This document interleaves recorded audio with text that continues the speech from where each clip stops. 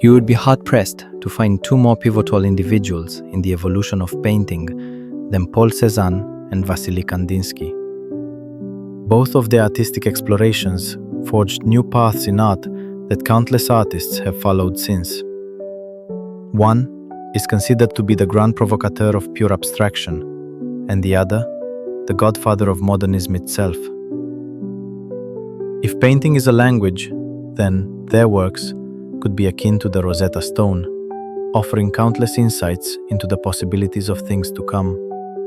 Both men left us with a rich legacy of stunning masterpieces and innovative approach. But who is the greater artist? When we think of Cézanne, we think of greens and oranges. We think of countless variations of a solitary theme, whether it be a distant mountain or still life brimming with fruit. We think of bathers by a stream or men immersed in a game of cards.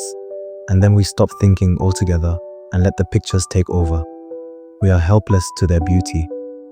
A painting by Cézanne is an experience. It starts to work on you the minute you step into its realm. All other paintings seem to fade away in its presence.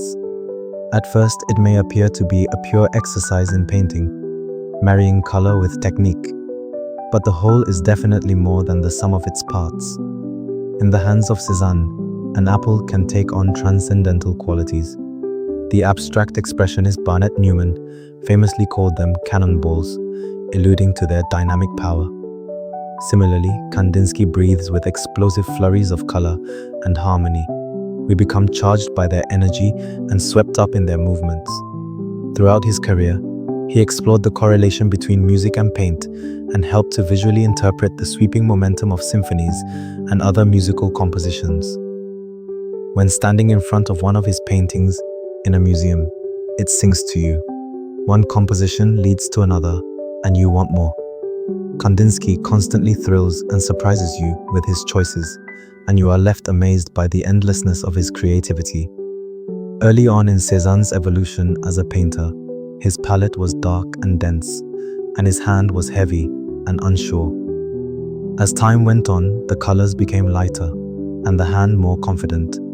Near the end of his career, thin paint and raw canvas spoke volumes, and every brush stroke became a delight.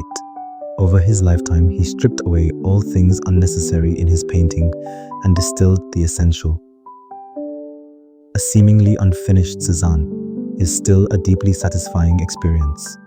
Kandinsky started out in a Fauvist vein, attacking the canvas with brilliant color and a wild technique. Over the years, the landscapes and imagery of his early works slowly were reduced to impressions and eventually disappeared altogether into a sea of lines, colors, and gestures. Shapes soon took over, creating a language all to themselves. The chaos of early works was replaced with order and echoes of geometry and biology. The song evolved over the decades, but retained its tune. Cézanne's contribution to the history of art is no small feat. He turned painting on its end by playing with the picture plane. By tilting the perspectives of multiple objects, we see the seeds of cubism and usher in modernism. Braque and Picasso were immensely influenced by Cézanne's explorations. The rules of painting were being rewritten by these innovations. What should not work or be misconstrued as wrong resounds true and leads the way. Throughout his career, Kandinsky forged new ground for all those who followed him. He was a founding member of the Blue Rider group, taught at the Bauhaus, and left an astonishing body of work. He wrote extensively about the theory of abstraction and taught many who were willing to learn. He is considered one of the greats, but for a long time, his contribution went unacknowledged. Even in his homeland of Russia, his paintings were hidden away in institutions like the Hermitage, not to be viewed by the public. Time has erased these wrongs, and now Kandinsky rises high in the pantheon of art.